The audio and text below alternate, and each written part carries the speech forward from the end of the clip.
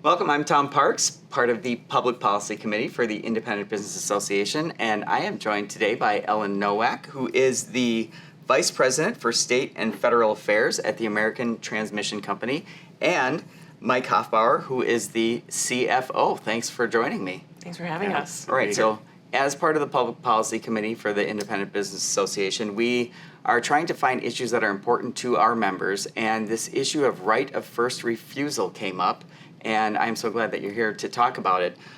We want to keep people informed. This is an important issue, so let's just start right out, please. If you could let the people who are watching this know, what is right of first refusal? So when they start hearing this, what are we talking about here? Yep. So we're talking about critical infrastructure in the state, and at its core, what this does is allow an existing utility that first crack at building new infrastructure that would attach to its existing facilities or in its territory.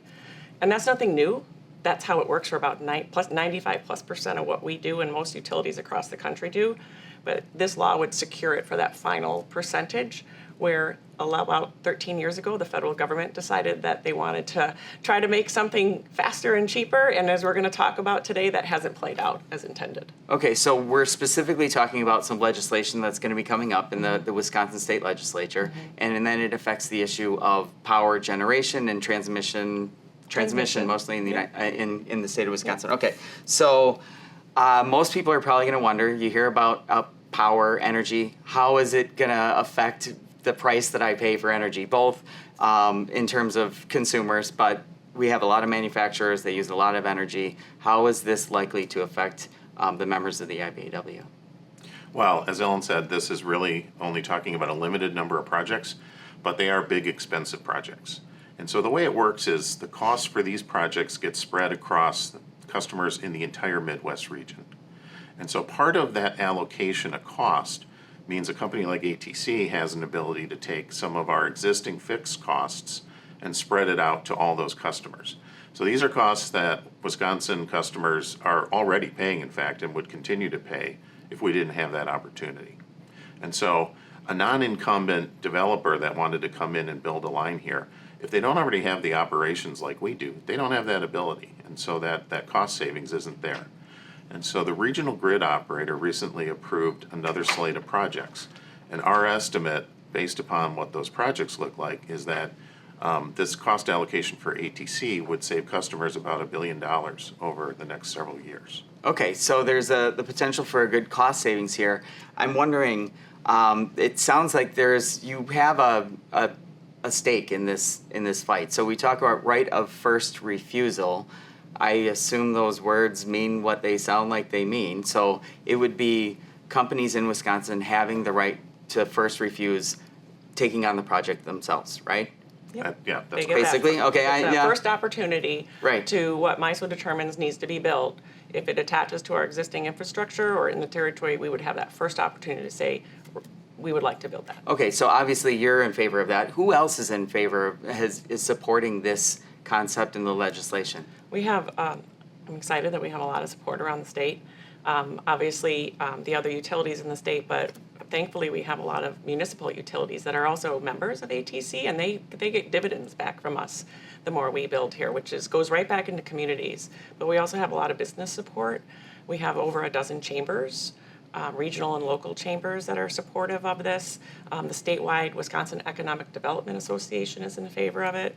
And we also even have great Wisconsin companies like Quick Trip that realize the importance of this being a valuable piece of legislation, a valuable cost savings for Wisconsin. Okay, so when this first came up, philosophically, now I don't know if you guys know this, but I have a vanity license plate, and it is capitalist. So I'm a very free marketeer. I like the idea of competition. This sounds anti-competition-y to me. So who am I right or wrong about that? And then along those lines, who is opposed to this legislation? Because if everyone was in favor of it, there wouldn't really be any need to talk about it. So what are the arguments against this? Well, I'll start with that. I think I like to call it fake competition because this is the competition is really a devised scheme that the federal government came up with, and it takes over on average. An independent study came out and said it adds to at least another 432 days for a project to get done. So that in and of itself is inefficient. Yeah. And then it also adds time to the process. So it's it's not anti-competitive. You're just really switching out, determining who gets to own the infrastructure. And in this case, Wisconsin policymakers don't even get to make that decision. It's outsourced to our regional grid operator to make those decisions. Okay, so we're already operating in a non-purely competitive environment to begin with? Is Well, that part of the I issue? wouldn't say it's really non-competitive And that- because when we build one of these projects, we go out and we do a competitive bidding process for all the raw materials, all the heavy equipment, all the labor that we need to do the project. So as Ellen said, it's really only a competition for who's going to own and operate Okay. the transmission lines. And there really isn't any evidence that, this competition at that level has yielded any cost savings for customers. All right, so I presume some among the opponents would be people who want to be the people owning other people owning the transmission lines. Is that, or who else is there? What's been interesting is they are. I mean, there's some other developers. They haven't come to the state yet and testified, but we also, the theory appeals to all of us, right, as you talked about. Yeah. But what we now have is 13 years of evidence of how this new federal scheme works, and it's just not working out as intended. So I think Shocker. So I think the opponents are, still trying to push a theory where we're now trying to operate like all businesses have to do in the reality and the actual data, and the data is not helpful to the federal process. Okay, so when we started talking about this, there was some level of urgency of we need to get this message out. Why is this an urgent discussion to have right at the beginning of 2025? Yeah. Want to take that one? Well, as I said, the regional grid operator recently approved a set of projects. And, if we can save $1 billion on the cost of those projects for our customers over the lives of those projects, we should do that. But, those projects are going to end up being put out for this competitive bidding process if we don't have a Rofr in place to stop it. Okay, so the upcoming legislative session is really when this is going to start and ultimately be determined one way or another. Yeah, it would be a lost opportunity for ratepayers if we don't get a Rofr, because other states are doing what Mike has talked about with Okay. that cost allocation, and we don't want to be sitting on the sidelines. Okay, so Yeah, so Wisconsin customers pay about 13% of all the projects in the Midwest region. And so, in states that they have Rofrs in already, they're not only protecting the ability of those utilities to build projects in their own territory, they're protecting their ability to take advantage of that cost allocation. And so if Wisconsin's sitting on the fence right now, we are at a competitive and an economic disadvantage because our customers are going to continue to pay the cost of all these other projects, but they wouldn't have the benefit of our ability to push costs out to others.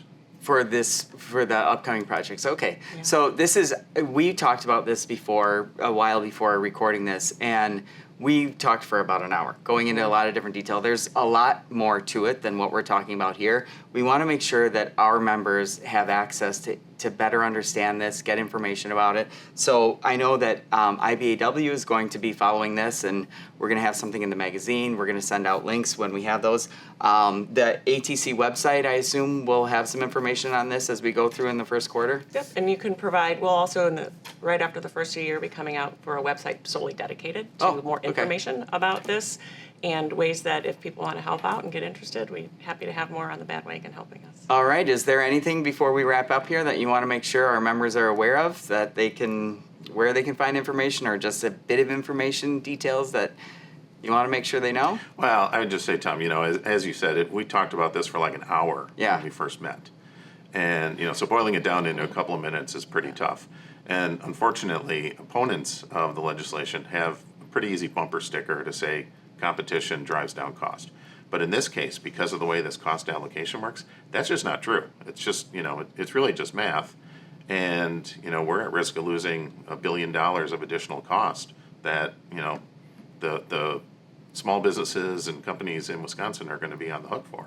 That's awesome. Well, I appreciate you taking the time.